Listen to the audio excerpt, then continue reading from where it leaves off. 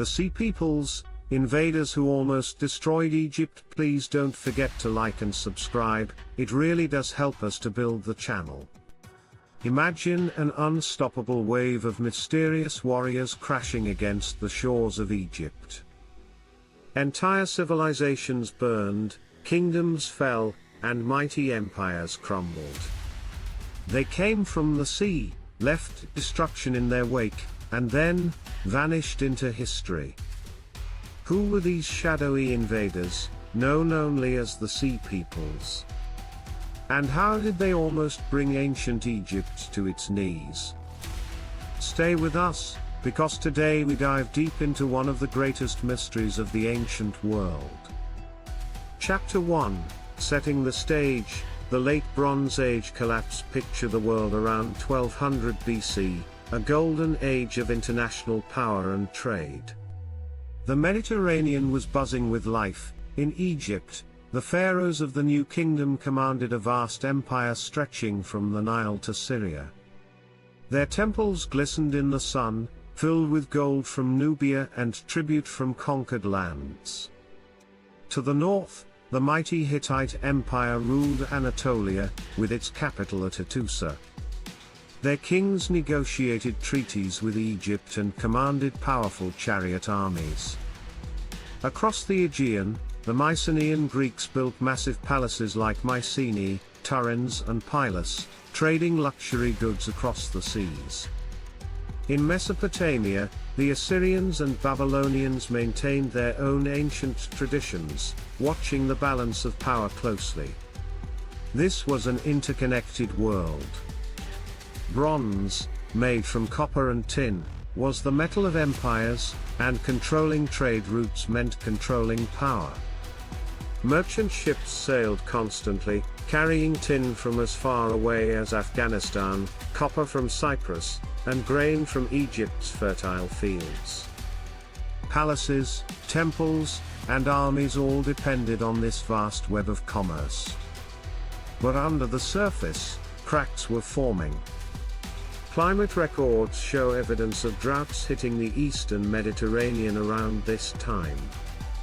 Crops began to fail. Food shortages rippled across kingdoms that had grown accustomed to stability.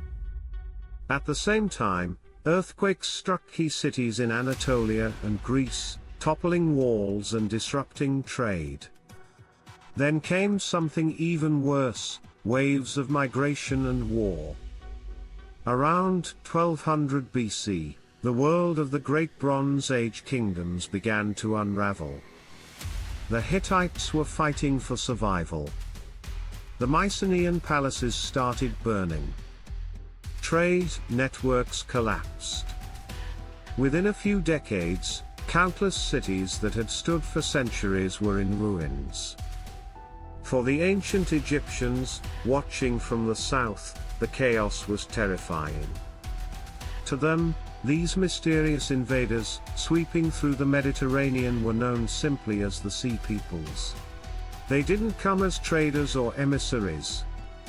They came with ships, fire, and armies, and soon, Egypt itself would be their ultimate target. Chapter 2, The First Appearances. The first ripples of the Sea Peoples appear not as a tidal wave, but as scattered signs of danger on Egypt's horizon. It begins during the reign of Pharaoh Meneptah, son of the legendary Ramses II, around 1208 BC. In his inscriptions, Meneptah boasts of crushing a coalition of Libyans who had allied themselves with strange foreigners from across the sea. These outsiders are listed by name, the Shurdan, the Shekelesh, and others who would later appear again in Egypt's darkest hour. At first, they seemed like mercenaries, warriors without a homeland, hired to fight for others. In fact, some groups, like the Shurdan, may have even served in Egyptian armies before turning against their former masters. But these weren't simple raiders. They were skilled fighters with distinctive gear, feathered or horned helmets, round shields, long swords, and fast ships. To the Egyptians, They were foreigners unlike any they had seen before. They arrived suddenly, attacked with ferocity, and then vanished just as quickly. But their raids left destruction behind, burned fields, stolen cattle, shattered armies. And this was just the beginning. By the time of Ramses III, around 1177 BC, the danger had escalated far beyond mercenaries or pirate raids. The Sea Peoples had transformed into a mass migration. They no longer came as small bands of warriors, but as entire nations on the move. Egyptian inscriptions describe not just soldiers, but families, ox-drawn carts, and ships loaded with possessions. These were people who had lost their homelands, whether to famine, natural disaster, or war, and now sought new lands to conquer and settle. Other empires weren't so lucky. As the Sea Peoples moved through the eastern Mediterranean, they toppled cities and kingdoms that had stood for centuries. The Hittite Empire, once a rival to Egypt itself, collapsed under the pressure. Cities in Syria and Canaan were destroyed. By the time they turned their eyes toward Egypt, the Sea Peoples were not a distant rumor, they were an unstoppable storm rolling southward. Egypt would soon face its greatest test, survival against this mysterious confederation of warriors and refugees. Chapter 3: The Great Invasion of Egypt. By the early 12th century BC, the Sea Peoples were no longer just a threat on the horizon. They were sweeping across the eastern Mediterranean like a wildfire. The Hittite Empire, Egypt's longtime rival in Anatolia, vanished almost overnight, its once great capital at Hattusa reduced to rubble. Cities along the Levantine coast, Ugarit, Byblos, Ashkelon, burned. Trade routes that had kept the Bronze Age alive collapsed, one after another. Refugees, warriors, and desperate families surged southward. And then, around 1177 BC, the storm reached Egypt. We know this story thanks to the walls of Medinet Habu, Ramses III's grand mortuary temple. Its colossal reliefs, carved in stone, show in almost cinematic detail the invasion of the Sea Peoples. The imagery is striking. Warriors with feathered and horned helmets stand defiantly, armed with long swords and round shields. Massive ox-drawn carts, filled with women, children, and supplies, creak across the land, proof that this was not just an army but an entire people on the move. In the seas, strange ships with bird-headed prows clash with Egyptian war galleys, while archers rain down arrows from the riverbanks. Ramses III names the tribes that made up this coalition, the Pelset, often linked to the Philistines of the Bible. The Chika, who would later settle along the Levantine coast. The Sherdan and Shekelesh, fierce warriors possibly from the western Mediterranean. And the Danaan, whose name may echo in the myths of the Greek Danaans. This was no random attack. It was a coordinated invasion, both by land and sea, aimed squarely at Egypt, the last great empire still standing. For Ramses III, the stakes couldn't have been higher. If Egypt fell, the entire legacy of the pharaohs might collapse with it.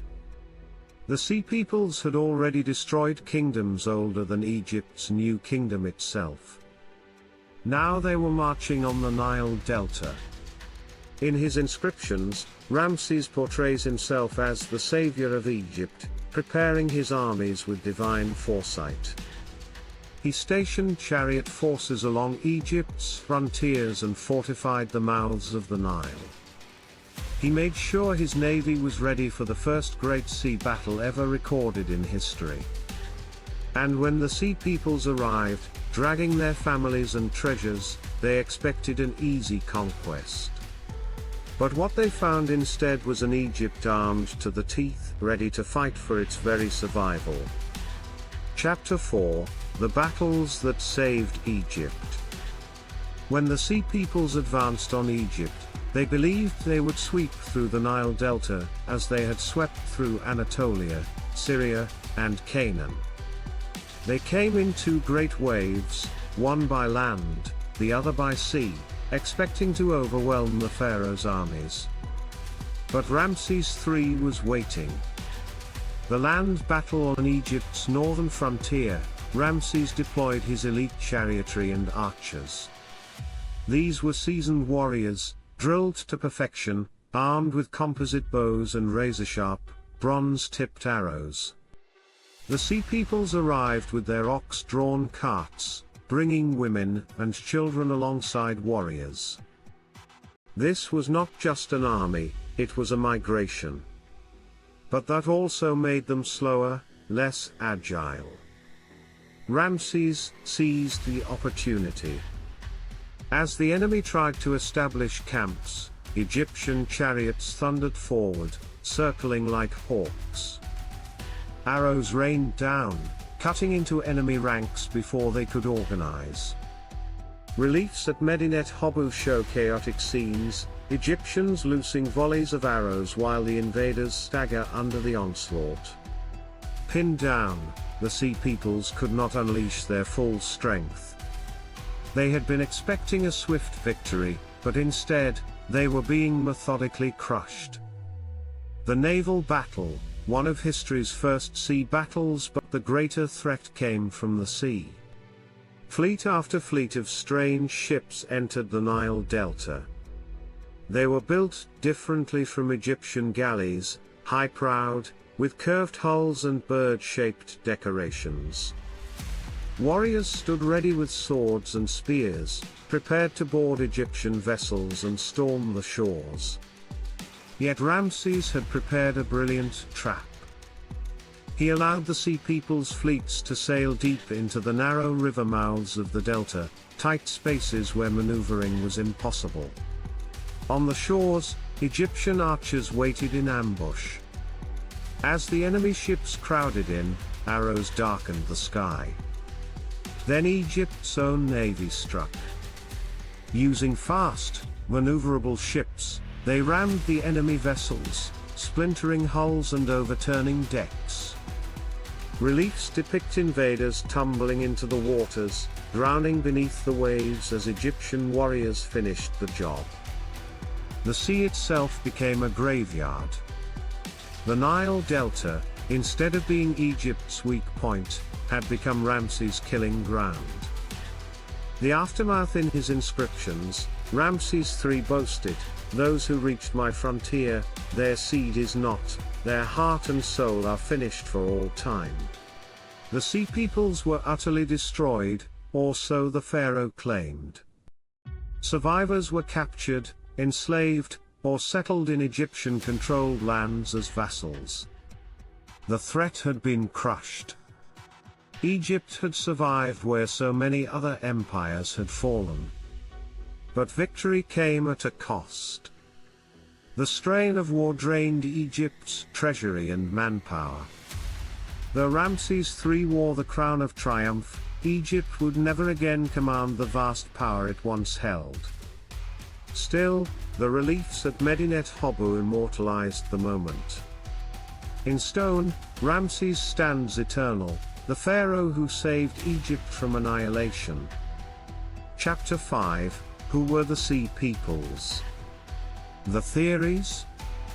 Even after the smoke of battle cleared, the biggest question remained unanswered: who exactly were the Sea Peoples?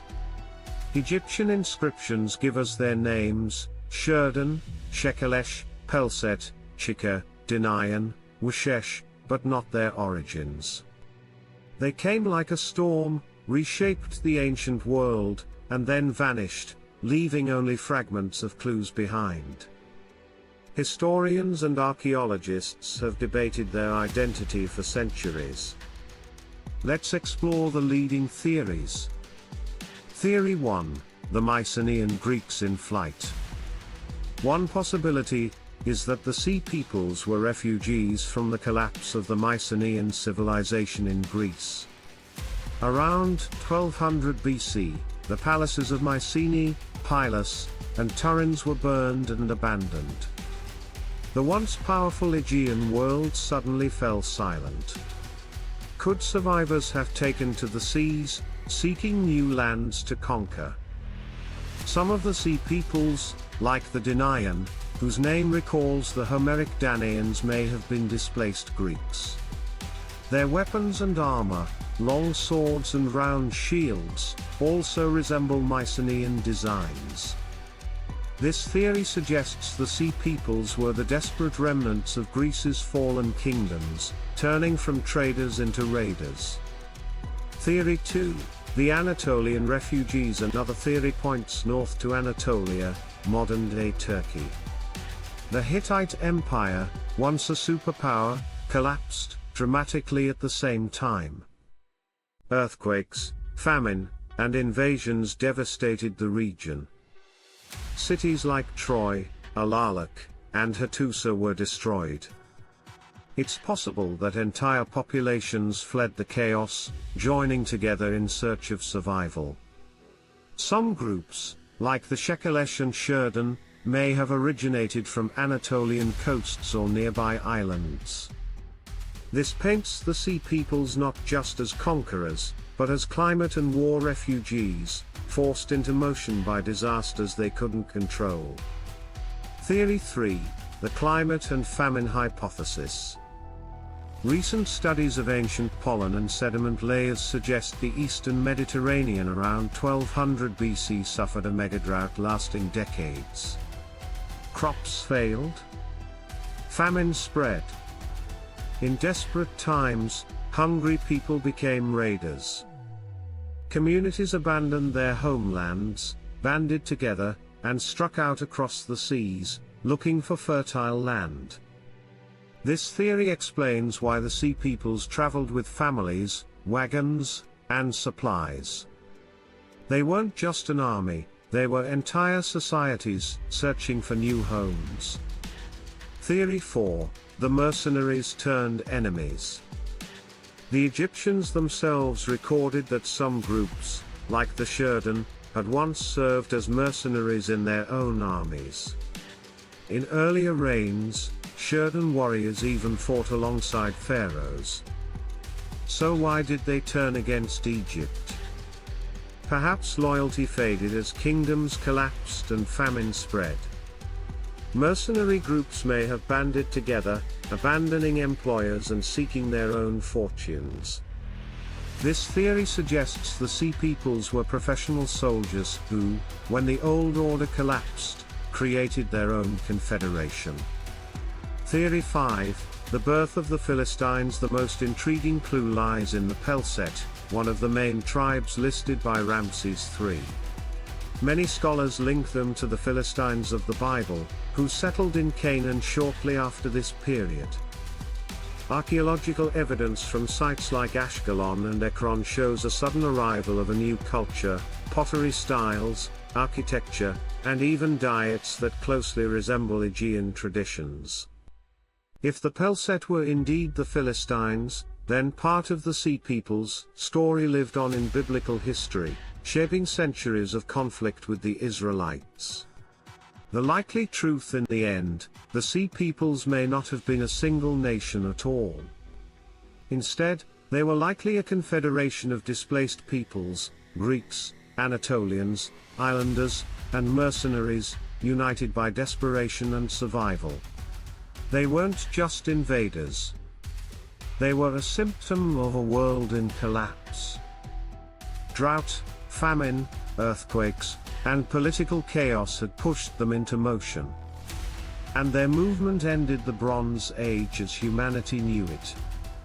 Chapter 6. The Legacy of the Sea Peoples. The story of the Sea Peoples doesn't end with their defeat at the hands of Ramses III. In many ways, that battle was only the beginning of their legacy. Because while Egypt survived, the world around it did not. The fall of the great powers, the Eastern Mediterranean, was never the same after the Sea Peoples' invasions. The Hittite Empire, once a rival equal to Egypt, was completely erased from history. Its cities were abandoned, its culture scattered. The wealthy trading ports of Ugarit, Byblos, and others in the Levant went up in flames, their clay tablets and archives preserved only by the very fires that destroyed them. The Mycenaean Greeks fell into centuries of decline, the so-called Greek Dark Ages, where writing was lost, palaces were forgotten, and legends like the Trojan War slipped into myth. These weren't small kingdoms. They were the giants of the Late Bronze Age. And within just a few decades, they were gone. The birth of new peoples, but out of destruction came rebirth. Archaeology shows that some of the Sea Peoples didn't vanish, they resettled. The Pelset became the Philistines, establishing strongholds in Canaan, cities like Ashdod, Gaza, and Ashkelon. For centuries, they would clash with the Israelites, leaving their mark in biblical history. Other groups, like the Shurdan and Chika, seem to have integrated into local societies along the Levantine coast. Their pottery, weapons, and cultural traditions mixed with those of the people they settled among. Across the region, new identities and cultures emerged, blending the old with the new. The Sea Peoples weren't just destroyers, they were also catalysts of change. Egypt's hollow victory. Egypt stood alone as the last great Bronze Age superpower to withstand the Sea Peoples. Ramses III's victories at Medinet Habu ensured its survival. But the cost was immense. The wars drained Egypt's treasury, weakened its army, and stretched its resources thin. After Ramses III, Egypt entered a slow decline. The empire's reach into Canaan and Syria collapsed. Internal unrest and corruption spread. Egypt had survived the Sea Peoples, but it emerged battered, a shadow of its former might. The dawn of the Iron Age. Historians call this period the Late Bronze Age collapse, a turning point in human history. The Sea Peoples were both a cause and a symptom of the upheaval. With old powers gone, the Iron Age was born. Iron tools and weapons replaced bronze. New kingdoms arose, in Israel and Judah, small but resilient states appeared. In Phoenicia, the survivors of Canaanite cities became master shipbuilders and traders, spreading their alphabet across the Mediterranean. In Greece, centuries later, the ashes of the Mycenaean collapse gave rise to the glory of classical civilization.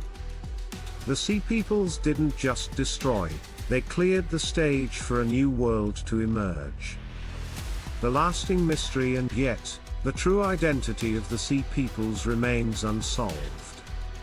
They are history's phantom invaders, known only through the words of their enemies and the ruins they left behind. Were they Greeks? Anatolians? Mercenaries? Or starving refugees, driven by famine and climate collapse? Perhaps they were all of these.